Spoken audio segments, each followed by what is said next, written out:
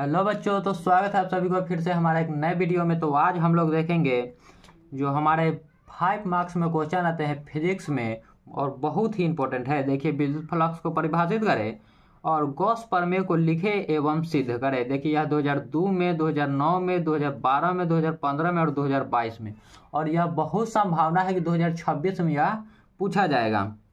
तो चलिए देखते हैं और इसको बहुत आसान तरीके से समझेंगे हम लोग और डायग्राम के साथ हम लोग समझेंगे। तो देखिए किस प्रकार से है। तो यह जो डिफिनीशन है या तो आपको खैर याद कर लेना है और जो भी इक्वेशन होगा मैं आपको समझाते चलूंगा। देखिए, विद्युत फ्लक्स विद्युत क्षेत्र में स्थित किसी काल्पनिक पृष्ठ से होकर गुजरने वाली विद्युतीय बल रेखाओं की संख्या को विद्युत फ्लक्स कहते हैं। ये तो आपको मालूम ही होगा। और ये जो याद करने वाला क्वेश्चन है, आप लोग कोशिश करें कि अपने से याद कर ले, और जो इक्वेशन वाला है वो आपको मैं बता दूंगा। देखिए, विद्युत क्षेत्र में स्थित किसी काल्पनिक पृष्ठ से होकर गुजरने वाली विद्युतीय बल रेखाओं की संख्या को विद्युत फ्लक्स कहते हैं।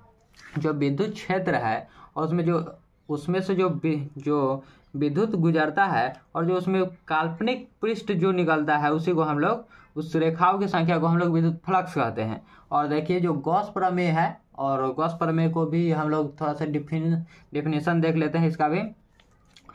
गॉस प्रमेय किसी विद्युत क्षेत्र में किसी बंद तल से होकर गुजरने वाला कुल विद्युत फ्लक्स तल के भीतर स्थित कुल आवेश का 1/ε0 गुना होता है। तो देखिए, मान लीजिए यह विद्युत क्षेत्र है। देखिए यहाँ पर डायग्राम से हम लोग इसको समझते हैं। मान लीजिए यह एक विद्युत क्षेत्र है। तो विद्युत क्षेत्र में, और यह एक बंद तल है, और इससे जो गुजरने वाला विद्युत फ्लक्स है, वह जो उसके भीतर का जितना भी आवेश उसका 1/ε0 गुना होता है। देखिए, जैसे कि यहाँ पर हो गया हमारा, इसे हम लोग फाई से डिनोट करते हैं, फाई बराबर, और जो हमारा आवेश है इसमें जितना आवेश है यानी कि क्यू को हम लोग 1/ε0 से गुना करते हैं। तो ये भी आपको इक्वेशन में लिखना ही होगा। देखिए, जब इसको हम लोग बराबर करेंगे तो आ जाएगा फाई बराबर Q/ε0। देखिए, और फिर इसी इक्वेशन को हम लोगों को सिद्ध करना है। ये जो है, इसी इक्वेशन को हम लोगों को प्रूव करना है। देखिए, और किस प्रकार से हम लोग इसको प्रूव करेंगे चलिए देखते हैं। और इसके बारे में भी हम लोग जरा जो चित्र में दर्शाया गया है उसके बारे में भी हम लोग जरा सा इनको जानकारी दे देंगे, ताकि जो एग्जामिनर है, जो देखने वाला है, उसे अच्छे तरह से समझ में आए। तो देखिए, यह जो पूरा एक लूप है, यह एक बंद तल है जिसे हम लोगों ने नाम दिया है एस। आप चाहे तो जो भी इसका नाम दे सकते हैं। तो हम लोग लिखेंगे, माना कि एस एक बंद तल है जिसके अंदर ओ बिंदु पर प्लस क्यू आवेश है। जो ओ बिंदु है इस पर प्लस क्यू आवेश स्थित है। और इस तल का सबसे छोटा भाग डीए है। यह जो पूरा तल है इसका सबसे छोटा भाग जो है वह एक डीए है। और ओ बिंदु से, देखिए, यह जो ओ बिंदु से पी बिंदु की दूरी, ओ से पी बिंदु की दूरी जो है वह आर है। ओ से पी बिंदु की दूरी आर है। तो बस हमको इतना सा लिख देना है यहाँ पर। और देखिए, अब जो जितना भी बात आता है सब आता है इक्वेशन का, और यहाँ पर हम लोगों को इक्वेशन सोल्व करना है। तो देखिए, प्लस क्यू, यहाँ पर जो है प्लस क्यू आवेश के कारण बिंदु P पर विद्युतीय क्षेत्र की तीव्रता, इतना हमको लिखना है। प्लस क्यू आवेश के कारण विद्युतीय क्षेत्र की तीव्रता P बिंदु पर।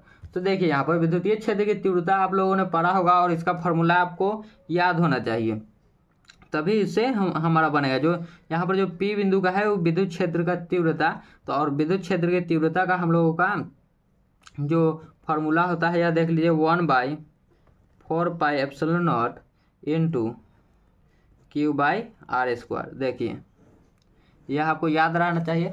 और जितने भी आप आगे सॉल्यूशन करने वाले हैं सब में आपको सभी का फॉर्मूला आपको जरूरी पड़ेगा, इसलिए आपको सभी फॉर्मूला याद रहना चाहिए। तो चलिए देखते हैं और भी हमारा कौन कौन से क्वेश्चन और भी किस तरह से हमारा इक्वेशन को सॉल्व करते हैं हम लोग। तो देखिए, यहाँ पर वह उतना हो गया। और फिर हम लोग लिखेंगे डीए द्वारा ओ बिंदु पर आंतरिक घन कोण। जो डीए है, यहाँ पर देखिए, जो डीए है वह ओ बिंदु पर जो आंतरिक घन कोण बना रहा है उसके लिए यहाँ पर लिखना है डीए द्वारा ओ बिंदु पर आंतरिक घन कोण। तो देखिए इसको हम लोग किस प्रकार से लिखेंगे, देखिए तो यहाँ पर हम लोग लिखेंगे आंतरिक घन कोण जो डी डब्ल्यू है, बीच में हम लोगों का इस तरह से बन रहा था डी डब्ल्यू बराबर डी ए कॉस थीटा बट्टा आर स्क्वायर। देखिए यह हमने कहाँ से लिखा है, तो देखिए यहाँ पर देखिए यहाँ जो कोण बन रहा है डी डब्ल्यू, इसी का जो घन कोण है उसी का इक्वेशन हम लोगों ने वहाँ पर लिखा है अभी।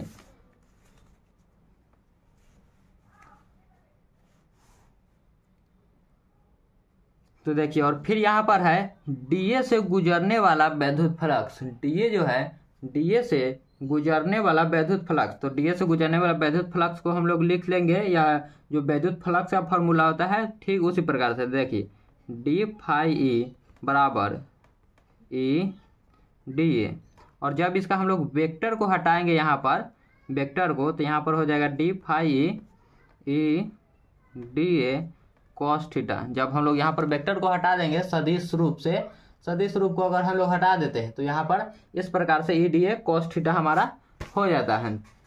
और देखिए इसको हम लोग किस प्रकार से लिखेंगे, देखिए यहाँ पर जो ई और डी ए कॉस थीटा, यहाँ पर जो ई है देखिए यहाँ पर हमने लिखा है ई का फॉर्मूला यहाँ पर ई बराबर 1/4πε0 Q/r²। तो ठीक उसको हम लोगों को यहाँ पर भी इसको लिख देना है। देखिए डी फाई ए बराबर ई के जगह पर हम लोगों को लिख देना है 1/4πε0 यहाँ पर डी ए कॉस थीटा। और इसको अच्छे तरह से लिखने के लिए हम लोगों को पहले इसको हम लोग अरेंज कर देते हैं ताकि आगे हम लोगों को इक्वेशन सॉल्व करने में आसानी हो। देखिए डी फाई ए बराबर यहाँ पर पहले हम लोग जो यहाँ पर देखिए हमारा एक क्यू छूट गया है। देखिए 1/4πε0 Q/r²। जो Q/r² है इसको हम लोग पहले लिख दें। जो Q है पहले इसको हम लोग लिखेंगे Q/4πε0 इंटू, यहाँ पर हम लोग ब्रैकेट देंगे और डी ए कॉस थीटा यहाँ पर लिख देंगे डी ए कॉस थीटा बटा r²। देखिए हम लोगों ने कहाँ से लिखा है, पहले फिर से मैं आपको एक बार बता देता हूँ। देखिए ई बराबर 1/4πε0 Q/r² है, ठीक उसी प्रकार हम लोगों ने यहाँ पर फिल कर दिया है। जैसे यहाँ पर है डी ए कॉस थीटा, तो ई के जगह पर हम लोगों ने लिख दिया है 1/4πε0 Q/r² और डी ए कॉस थीटा। इसलिए हम लोगों ने डी फाई और Q/4πε0 यहाँ पर रखा है, और यहाँ पर डी ए कॉस थीटा और r² जो है इसको हम लोगों ने यहाँ पर भेज दिया है। चलिए यहाँ तक आपको समझ में आ गया। और यहाँ पर है अतः पूरे बंद तल से होकर गुजरने वाला कुल वैद्युत फ्लक्स। तो यहाँ पर हम लोगों को सीधा बात यह है कि हम लोगों को समाकलन कर देना है। तो देखिए जब हम लोग समाकलन दोनों तरफ करेंगे, या फिर यहाँ पर इतना बड़ा आप नहीं लिखना चाहते तो आप सीधा लिख दीजिएगा कि दोनों तरफ समाकलन करने पर। तो देखिए यहाँ पर डी फाई हम लोग लिखेंगे डी फाई बराबर, तो यहाँ पर देखिए पहले हम लोगों को कांस्टेंट लिख लेना है, जितना भी कांस्टेंट है। जैसे कि यहाँ पर है Q/4πε0, तो यहाँ पर हम लोग लिख लेंगे Q/4πε0, और फिर यहाँ पर हम लोग समाकलन का चिन्ह देंगे और समाकलन लगा देंगे। देखिए यहाँ पर जो समाकलन है यहाँ पर हम लोग समाकलन लगा देंगे, जो है डी ए कॉस थीटा बटा r²। इसको हमें समाकलन कर देना है। देखिए और जो डी ए है डी ए कॉस थीटा आपको याद होगा, देखिए यहाँ पर मैं आपको रिवाइज करवा दे रहा हूँ। देखिए डी ए कॉस थीटा बटा r² बराबर हमने लिखा है डी डब्ल्यू, तो वहाँ पर हम लोग उसके जगह पर हम लोग लिखेंगे डी डब्ल्यू। देखिए डी फाई ए बराबर Q/4πε0, और यहाँ पर हम लोग लिख देंगे सीधा डी डब्ल्यू, क्योंकि हम लोगों ने यहाँ पर देखिए डी डब्ल्यू जो आंतरिक घन कोण था उसे हम लोग निकाला था डी डब्ल्यू बराबर डी ए कॉस थीटा बटा r²। इसलिए हम लोग इस पूरे के लिए हम लोग सीधा डी डब्ल्यू लिख देते हैं, क्योंकि उसके बराबर में है यार। और जब हम लोग यहाँ पर यह लिख देंगे तो आपको यह एक याद रखना है कि यहाँ पर जो डी डब्ल्यू होता है डी डब्ल्यू के बराबर होता है 4π। डी डब्ल्यू के बराबर होता है हमारा 4π। यह हमें बहुत ही आगे जाकर काम देना है, ताकि आपको जो पूरा इक्वेशन है सोल्व हो पाए। डी डब्ल्यू बराबर हम लोग लिख लेंगे 4π, और यहाँ पर देखिए डी फाई है, तो हमारा जो समाकलन है उसको निकालेंगे तो यहाँ पर सिर्फ फाई आ जाएगा हमारे पास। फाई बराबर यहाँ पर सीधा जो है उसको हम लोग सीधा सीधा लिख देते हैं Q/4 एप्सिलॉन नॉट। और जो DW है, DW को हम लोग कर आ जाएगा 4 पाई। देखिए, और जो 4 पाई है उसको 4 पाई से 4 पाई काट देंगे तो हम लोगों का बच जाएगा फाई बराबर Q/एप्सिलॉन नॉट। देखिए, और यही हमारा प्रूव करना था। जो गॉस का नियम है हम लोगों को, यही हम लोगों को प्रूव करना था। देखिए यहाँ पर मैं आपको बता देता हूँ, यहाँ पर यही ना प्रूव करना था। देखिए QE और 4 QE बराबर 4 Q/एप्सिलॉन नॉट, फाई बराबर Q/एप्सिलॉन नॉट। तो चलिए धन्यवाद, और फिर मिलते हैं अगले वीडियो में हम लोग।